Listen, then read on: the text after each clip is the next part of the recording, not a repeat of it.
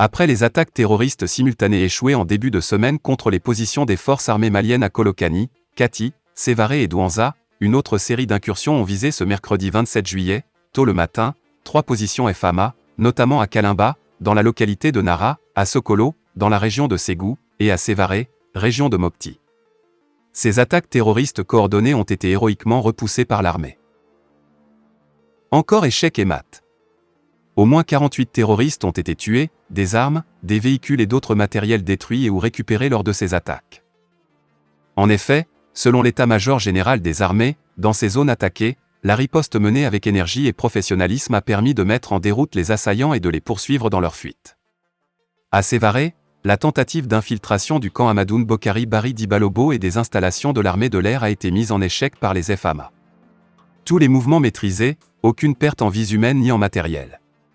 D'autres suspects en direction de Tongoro, commune rurale de Sokura, ont été repoussés par les éléments au poste de contrôle de Barigodada, situé dans la commune urbaine de Mopti. De même que l'attaque terroriste contre le camp de Sokolo qui, d'après l'armée, a été également repoussée avec succès, même si les FAMA ont déploré la perte de 6 des leurs. Les capacités d'anticipation des FAMA, la précision du renseignement et la vigilance des hommes ont permis d'orchestrer une réplique coordonnée contre les assaillants mis en débandade et de mener la contre-attaque. Les ratissages se poursuivent avec un bilan provisoire. Côté FAMA, 0,6 morts et 25 blessés dont 0,5 graves, déjà évacués sur un centre de prise en charge. Côté ennemi, 48 morts, 0,3 pick-up détruits aux abords de l'emprise avec occupants et équipements et beaucoup de matériel militaire récupéré. C'est le bilan indiqué par l'état-major à Sokolo. Par ailleurs, l'état-major a ajouté que l'appui aérien prompt et les actions héliportées ont permis de neutraliser 0,3 pick-up terroristes à 15 km de Sokolo, avec des occupants estimés à une quinzaine de combattants et leurs équipements.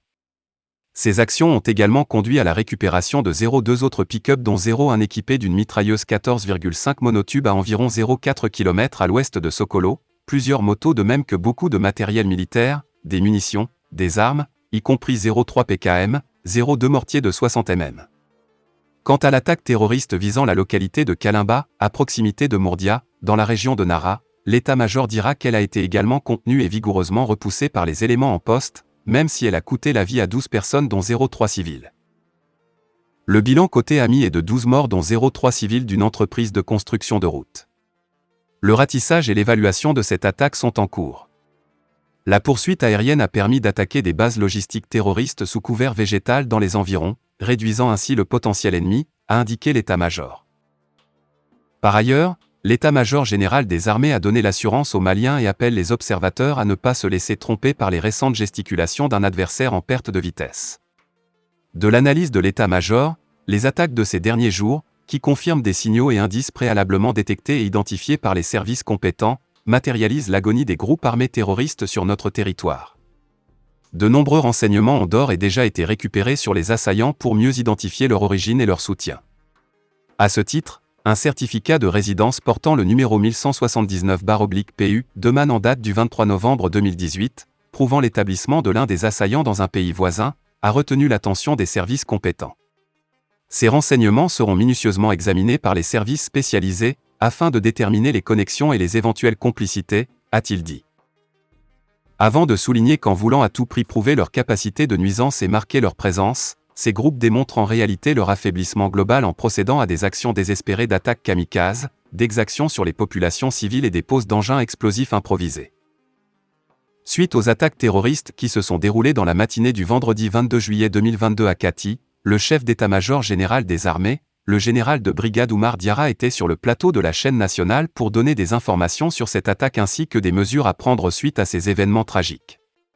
Pour le GAL Diarra, l'objectif de ces groupes djihadistes vise à créer la terreur seulement chez les populations, d'où son message, à ne pas tomber dans l'amalgame. Le camp Soundiata de Kati a été la cible d'une attaque terroriste perpétrée par les combattants du groupe de soutien à l'islam et aux musulmans, affiliés à Al-Qaïda. Selon le gouvernement du Mali, ces attaques ont fait côté FAMA, 1 mort et 6 blessés dont un civil, côté terroriste, 7 neutralisés, 8 interpellés et beaucoup de matériel récupéré. Par ailleurs, on avait appris dans la même journée que la zone aérienne de Senou aurait été attaquée par les assaillants, des informations qui se sont révélées fausses. Dans la même foulée, plusieurs prétendus suspects ont été dénoncés, filmés et remis aux forces de l'ordre par la population après les événements. En clair, cette attaque matinale de Cathy a suscité une véritable onde de choc chez les populations au point de semer la terreur dans l'esprit des uns et des autres. Il a fallu le passage sur le plateau de l'ORTM du chef d'état-major général des armées, le général de division Oumar Diarra, pour connaître la version réelle de tous ces cas d'arrestation, véhiculés sur les réseaux sociaux. Le message adressé à cet effet à la population est bien clair: évitez l'amalgame. Pour lui, l'objectif du terrorisme, c'est de créer la psychose. Ne tombons pas dans l'amalgame. Tout le monde n'est pas terroriste, a-t-il indiqué. Et d'ajouter que dès qu'on voit un terroriste, il y a des indications qui sont là, c'est de donner des informations aux forces armées et de sécurité, comme ce qui a été fait par certains dans la journée du vendredi. Le CEMAG a précisé que beaucoup de gens suspectés ont été interpellés et qui sont entre les mains des services spécialisés pour des fins d'enquête. À ses dires, ils ont recueilli des renseignements importants sur la zone de l'attaque, notamment sur la voiture piégée, des corps de terroristes, des informations que les personnes interpellées sont en train de donner. À l'en croire, les équipements qui ont été récupérés sont en train d'être analysés au peigne fin par les services spécialisés pour pouvoir déterminer la connexion et éventuellement les complices de ces terroristes. En effet, malgré tout cela, des informations sur une éventuelle attaque au grand marché de Bamako circulaient sur les réseaux sociaux après les événements de Cathy. Des rumeurs qui paniquent la population.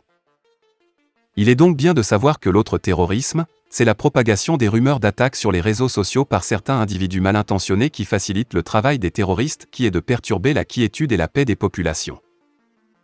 Il y a eu des citoyens simples qui ont vu leurs photos sur les réseaux sociaux comme étant des terroristes arrêtés. Si Dio veut être candidat aux élections présidentielles à venir, il ne doit démissionner que de l'armée. Il ne démissionnera pas de son poste de président du CNT, car ce n'est pas prévu par la charte. Ces propos de Diarra Souba sont vrais. Dans la charte de la transition révisée, il n'est dit nulle part que le président du Conseil national de transition n'est pas éligible aux élections présidentielles et législatives à venir. Il ne démissionnait que de l'armée.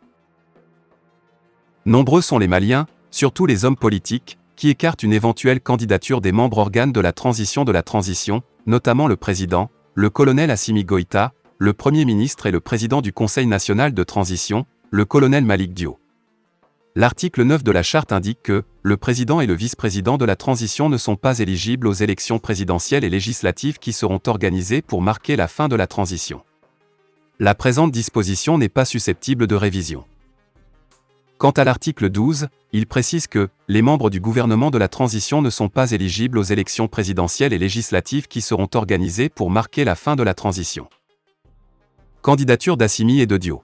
Depuis la prorogation de la durée de la transition à 2 ans, la question d'une possible candidature du président de la transition ou du colonel Malick Dio domine l'actualité politique.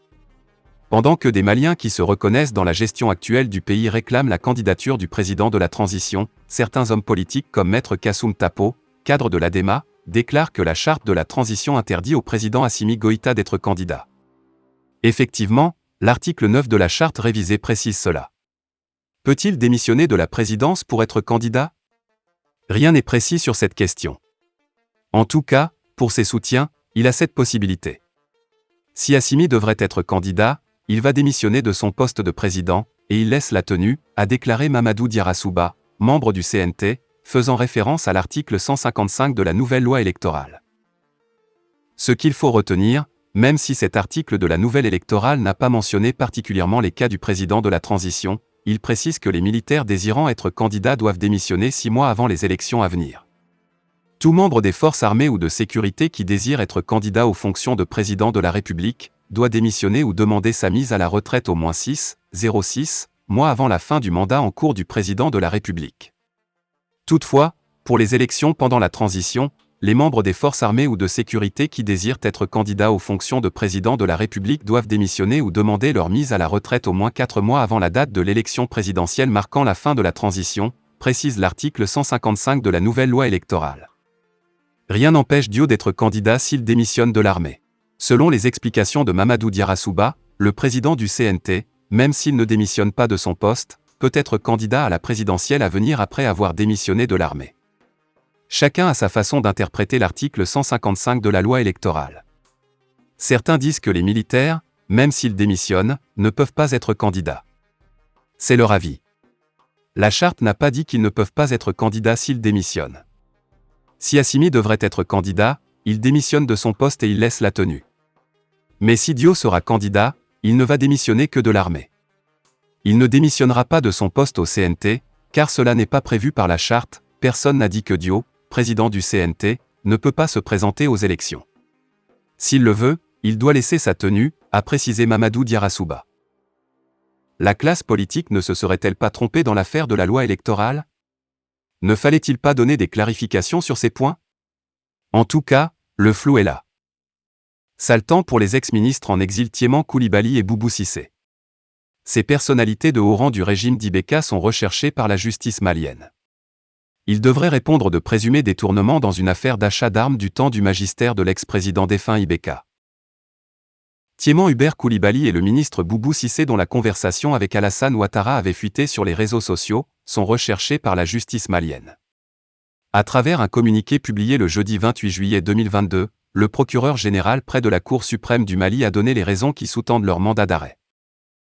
Suite à l'ouverture par la chambre d'instruction de la Cour suprême du Mali d'une information judiciaire sur les faits qualifiés de crimes et faux et d'usage de faux, d'atteinte aux biens publics et de complicité de ces infractions, faits liés à l'affaire du marché public dit Paramount.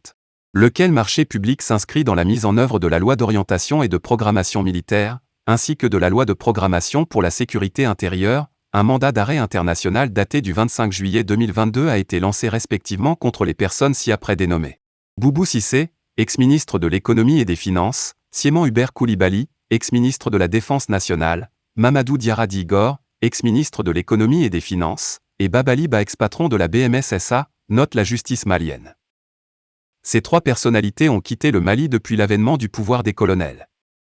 Ils sont accusés aussi de vouloir déstabiliser le Mali, à partir de la Côte d'Ivoire.